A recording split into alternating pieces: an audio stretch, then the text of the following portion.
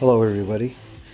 Today we're going to replace a sensor on this car. It's called the Eccentric shaft sensor, I believe. And here's what the car does. In the mornings it will not start. It'll crank and no start. This is a 2008 four-door sedan BMW with 3-liter 6-cylinder.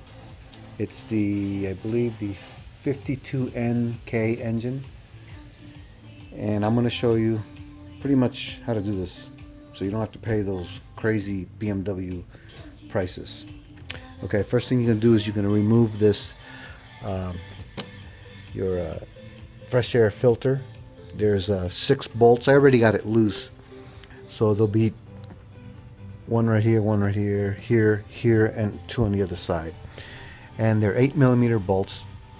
You just unbolt them, and then you'll lift it straight up, and you'll see your filter there. If you want to replace your filter, this is a good time to do it.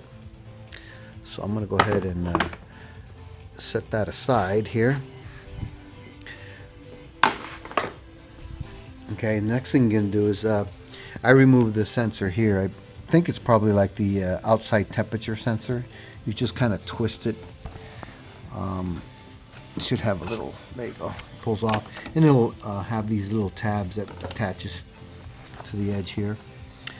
Next thing you want to do is you want to remove these plastic covers. They're just on there by clips. That's your computer and wiring deals in there. So I take these off. There's one on each side. You see I have it already loose, so you can just take them off. I'll set these to the side. Next thing you're going to do is you're going to take off this piece here that goes across the rear of the engine compartment. And same thing here. It's going to have these small little bolts that are attached right here. I already took them off, and then you'll have this like rubber insulator that just pulls off these edges here. So there'll be one on each side, and then also you need to pull this off. This will be attached right here. It pulls straight out like that. It's just a wiring harness holder. And then inside here I clipped this already, and that's where that loom goes. So you take that and you pull that off, and hold on. Okay, so here's your harness that was attached to it. You don't have to take this apart if you don't want to. I just kind of did to see what it was. Okay, next thing you need to take off is this. You don't even have to mess with this cover here. You're going to take this brace off here because obviously it's in the way, and all you need is a flathead screwdriver, and there's an axis cover right here. Just twist that off. Take it off like that, and then as you can see inside there's a Torx bolt, and there'll be one over here too. I already loosened these. Okay, the size you're going to need for this one here, I believe, is a E14 or 14. See, it goes like that. Okay. And for the other side, this is an 18. So that'll fit right over there, like that. So you take these off. I already have it loose, so let's just take that.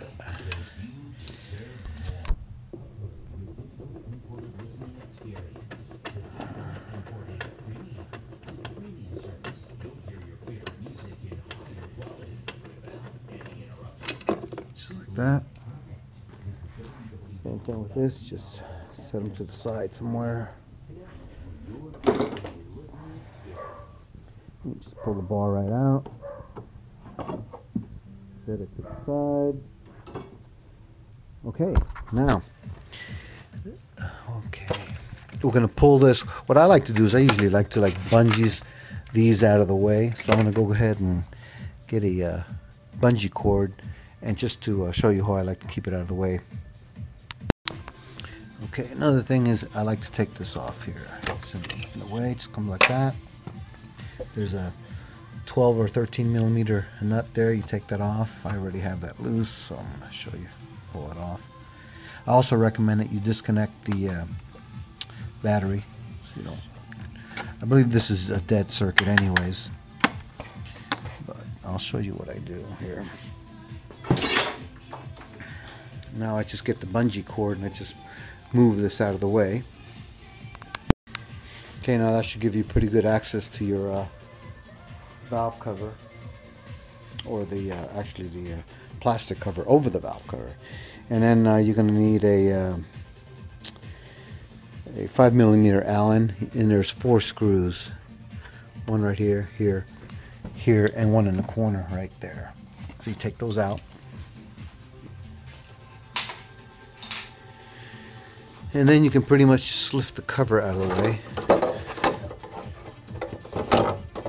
like that. Okay, now the sensor we're going to change is right here. I already lifted up these coils and unplugged the connectors. You want to unplug your connectors like this. This just lifts up like that, and you can pull the connector right out. So I already did these like that. And then you unscrew this ground strap right here. So probably another 8mm nuts. One in the front and one in the back. Take that off like that. And then this, you just pull this off its clips right here. You also take this off right here. This is your servo motor. Pull it like that.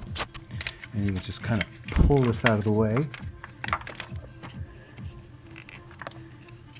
Okay. Now, this is what I had a lot of trouble with, and there is no information on this, is how do you disengage the fuel injector wiring harness. What I found is I just pulled it right up really hard. So I took all these other clips off here from the various sensors. So you have it like this. And then I just pulled it straight up. It's kind of hard, so you really got to get aggressive with this. Like I said, I'm not really a BMW mechanic, but this is how I did it. I just really crank on this and force it, and it pops off like this. And then you can just pretty much move it out of the way even further. Now you got much more access to the valve cover bolts, as you can see, all the way around. Okay, so now I'm going to pull the coils out. The coils, what I do is after you have them unplugged like this, you can just twist them back and forth, and they should pop out. Okay, there's one. Two. Got to be careful. I'm always careful about breaking these tabs. They don't seem very strong. Just pull these out.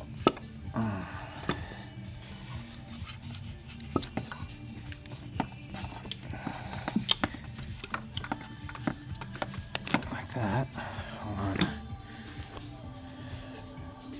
Okay, now with a 8mm Torx socket, you're going to take this Valtronic motor out.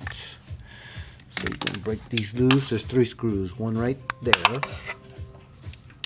and the other 2 are right there. So you take those out. I already broke them loose. So we'll take that out.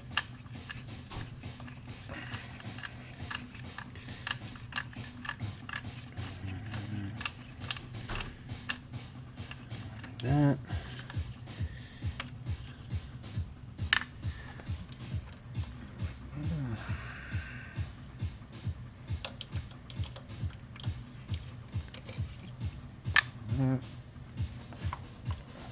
Okay, you're going to need a 4mm Allen head, and you can turn it to the right first. Make sure that if you feel a little resistance, that means it's already where it should be. Hold on here, which it is. So to take it out, you're going to turn it to the left. So let me see if I can do this without messing up the camera here. Hold on.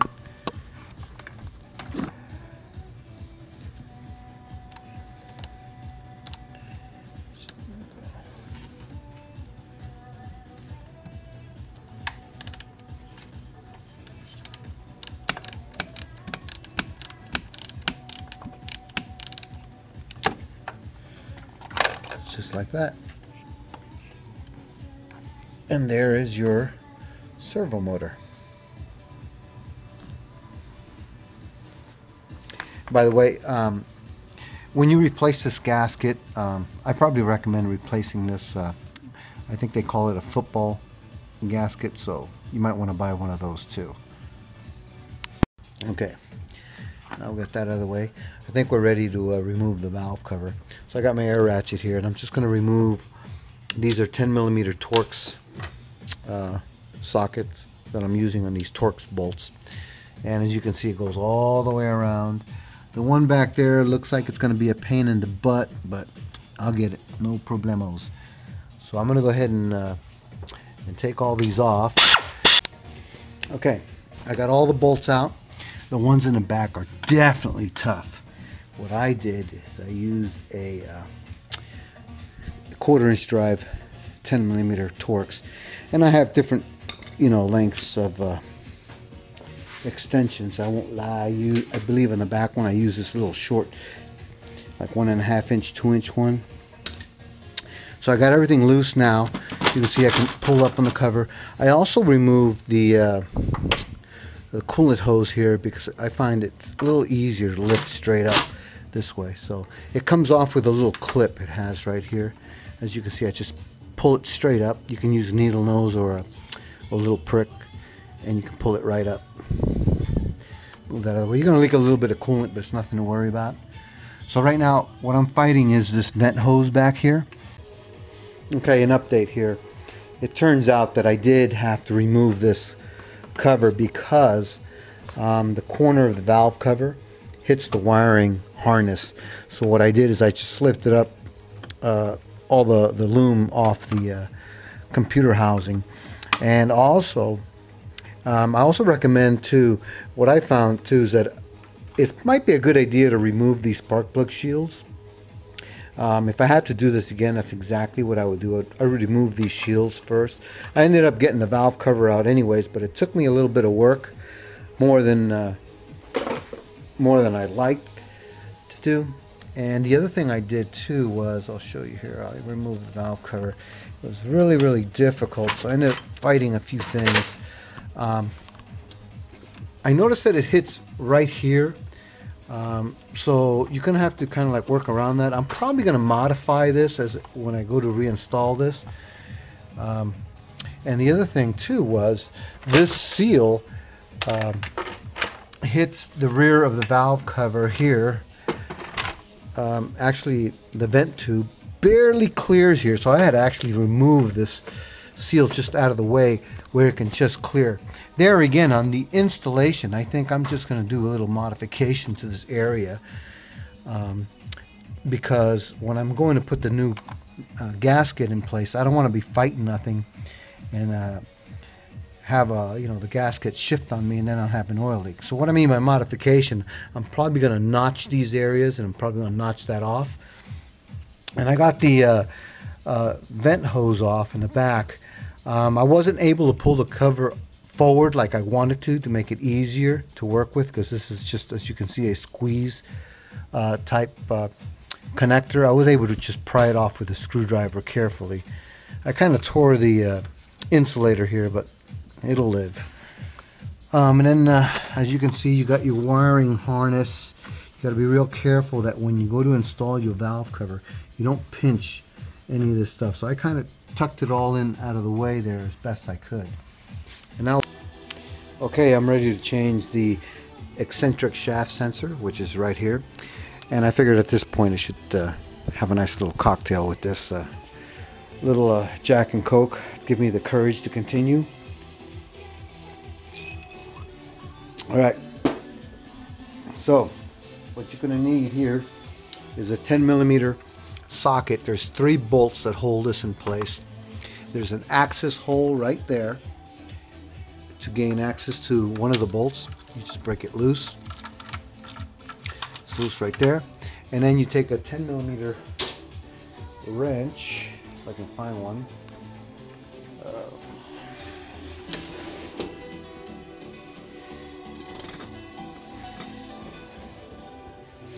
And you're just going to work these, as you can see, Comes off really easy. Just like that. Now hopefully I won't drop this down in there. So this is the eccentric shaft here. This is your intake camshaft, and the exhaust is in here. Like I said, this is all new to me. It's the first time I've ever tore one of these open. Wow. So good luck. Okay, the new part comes with its own bolts and stuff, so you don't have to worry about it. And the way I was able to take it out, you kind of like slide the this bolt in down in there like that, and then you just turn it and it should pop into place. Anyways, that's what it looks like. And I bought this from the dealership and it cost me around $500. What a gouge job. I hope that the aftermarket starts making these, and hopefully everybody else can find them a lot cheaper. But BMW is definitely crazy, so I hope this video helps out if you can find the parts cheaper. Okay, ready to change the servomotor gasket that's on the valve cover. Takes a T30, which I have here in my 1/4 inch drive. So you just take them off. I noticed that it's offset. If you look at the bolt holes, they're actually up, so just make sure that the holes are up when you put it on the valve cover. I believe this probably only fits one way, but just letting you know what to check out. Time for another drink. Be right back. Another thing to note here, I'm changing the gasket now. These spark plug gaskets, they're not perfectly round, so if you look at them closely, they only go on one way, so just be aware, don't be forcing nothing. They should fit properly to each side. And the gasket itself can only go on one way also, so just a little note there. Okay, I got the valve cover back on. I'm about to torque the bolts, and the specification calls for 7 foot-pounds or 84 inch-pounds. So I have an inch-pound torque wrench here. And what I would suggest is I always start in a circular motion. So you would torque the center one down first and just work in a circle, inner circle, and work your way out until you're done torquing all the bolts. That's the best way I can tell you how to torque it.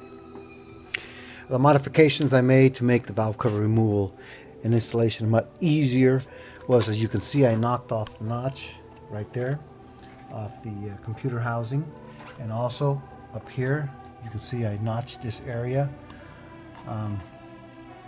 That's what I did, so those who choose not to do it, whatever, it works for me.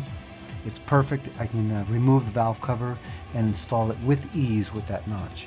So I'm also in the process now of replacing the seal. I chose to do it after I put the valve cover on. I pried it up with a screwdriver like so, very carefully.